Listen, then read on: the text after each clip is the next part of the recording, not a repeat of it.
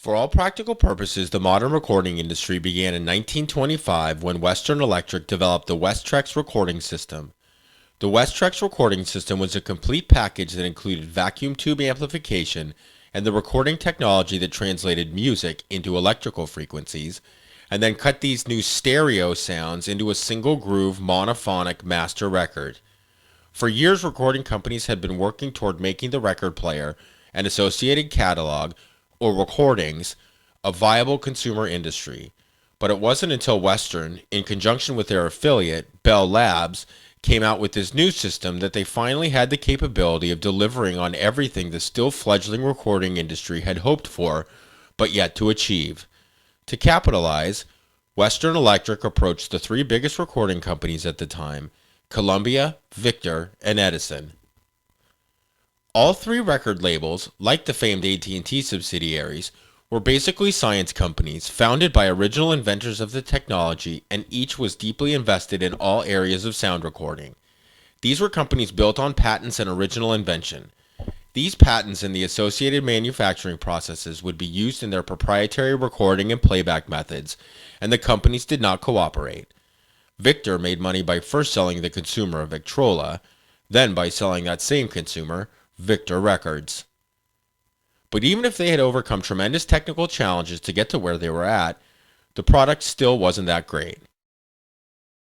So when they were approached by Western Electric, they had a decision to make: stick with what they had or scrap nearly everything they had built, patents, players, all the recording equipment, as well as their catalogs, in favor of the new methods.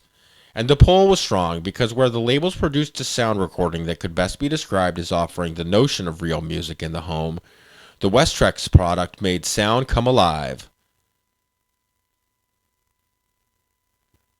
The new technology was indeed better, but not compatible with the old acoustical recording format, and what Western Electric was offering was an expensive licensing agreement. This meant that should these companies, who could trace contributions or direct involvement back to giants of American ingenuity and invention, accepted the deal, that they would be getting out of the technology side of the business altogether. In order to make this decision, the executives must have recognized that the Westrex system, because of how it was developed, was going to offer stability to the technology. But they must have realized something else. This was also going to separate the industry. Going forward, scientific and manufacturing companies would focus on development and advancement of the hardware, and the record labels would focus on content and manufacturing of the record. And this made all the sense in the world, because it was the labels that had developed the sales channels, established relationships with artists, and created the mass manufacturing processes that would have to remain in place in order for this switch to work. Two of the record companies, Columbia and Victor, accepted the deal, then set to work rebuilding the one asset they could really add value to: the catalog. They were betting everything on this one notion: all Americans would want a record player now. After switching the old equipment out for the new, and redesigning the record players, everything was business as usual, but at a much faster pace. They needed to re-record entire catalogs from scratch, and with the anticipated increase in demand, these catalogs would need to offer a lot of options. This then effectively marks the moment in time when, in one fell swoop, the original recording companies left the technology business and 50 years of invention behind, and began focusing almost exclusively on making records. But it wasn't until the industry successfully incorporated with another outside force, broadcast radio, that all the pieces were finally in place. Initially, labels were concerned that the radio would discourage, not encourage, consumer purchases of their product. But by 1940, they had come to understand that a free broadcast of their recordings was the best promotional device they could have hoped for. Radio and the recording industry would fuel each other's rise for the next 50 years, with each enjoying continued growth and expansion. They saw increased opportunities as the music and the listening base grew to include everything from jazz, blues, and traditional music to country and western, rock and roll, and into an absolute explosion of musical genres. Hard rock, metal, reggae, funk, disco, singer-songwriter, punk, and electronic are examples of music genres that appeared in a less than 20-year span. All that growth and success would also mean that this model would remain almost entirely unchanged during that 50-year span. Indeed, it was still growing in 1990 when yet another new genre, grunge, appeared and in many ways foreshadowed an imminent and massive change.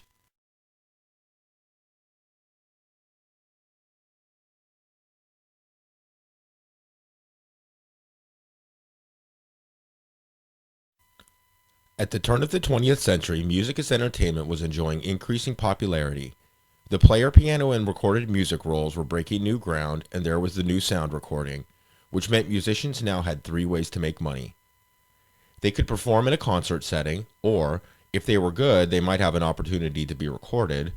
The third and most predominant form of musical sales at the time was musical publishing.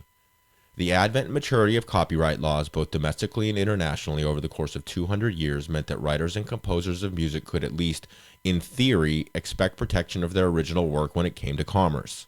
In other words, if you wrote a song and had it copyrighted, you could sell copies of the sheet music through publishing houses, which were common in the United States even at the turn of the 19th century. The sheet music business and associated publishing companies, many of whom had conglomerated on West 28th Street between 5th and 6th Avenue in Manhattan, also came up with modern promotional techniques. In 1913, when George Gershwin was hired by the Jerome H. Remick and Company, his job as a song plugger was simple: to play piano in Tin Pan Alley. 2 years later, he would sell his first song, and 6 years later, he would be recorded for the first time. Sheet music dominated the music industry in 1925 when Western Electric first introduced the Westrex recording system, but it didn't take long for that to change. The popularity of the recorded album as the first home entertainment product and the marriage with the radio now meant that musicians weren't trying to sell copies of their sheet music to other musicians. It meant they were trying to sell their songs to anybody who liked music. But the only way to record an album was by signing a deal with the labels. Access to a recording studio was expensive and, simply put, out of reach for an unsigned artist. And without a record, you were limited on what the new and extremely effective promotional device, broadcast radio, could do for you. The success of the record label radio marriage meant that the recording industry not only quickly absorbed the publishing industry, but it would also hire more writers than ever before, would buy more songs than ever before, and it would give birth to another career entirely, the studio musician. Players with the right ability would be employed by the labels to perform in backing bands on recordings. By 1940, there were still three primary ways to make money as a musician, but with markedly increased opportunity. Lots of people could now work for the labels, and the labels and the radio were also producing more stars than ever before. Over time, the label and radio dominance of the consumer market created a cycle for those musicians who could break into the recording business. Write original material, record that material for a record label, then leverage that record into better performance opportunities. Because just having a record label let people know you were for real, but having that record played on the radio meant even more people knew that you were for real. The labels bet in 1925 that increased quality and sound would open up a lucrative market for musical recordings, and they turned out to be correct. By the time rock and roll hit in the late 50s, the labels were firmly in charge. They made all of the frontline investments, Benny Recordings lost money, and held the barrier to entry. Three things remained largely true during the 50-year growth period for the labels.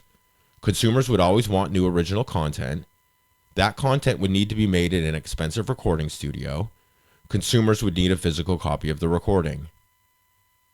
All three of those remained mostly true through the turn of the 21st century, but then technology returned to a starring role and interrupted the model.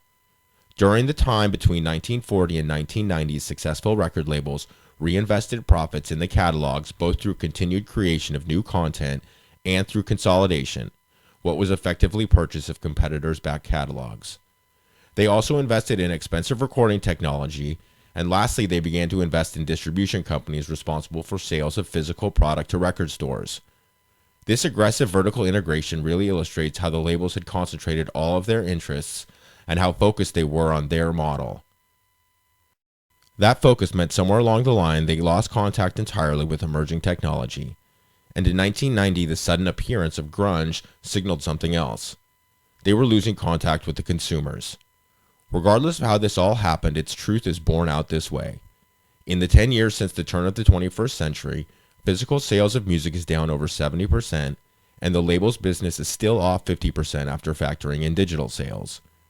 The rise of digital recording and distribution as the form favored by the consumer has erased two major components of the label's business model and negatively impacted their ability to make money on the third.